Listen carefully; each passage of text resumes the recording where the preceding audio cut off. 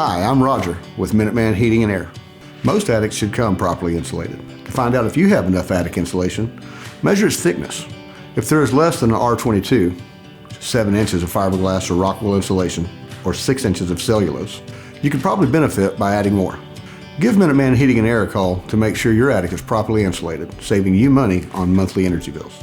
If you found this video helpful, please like, tag, and share.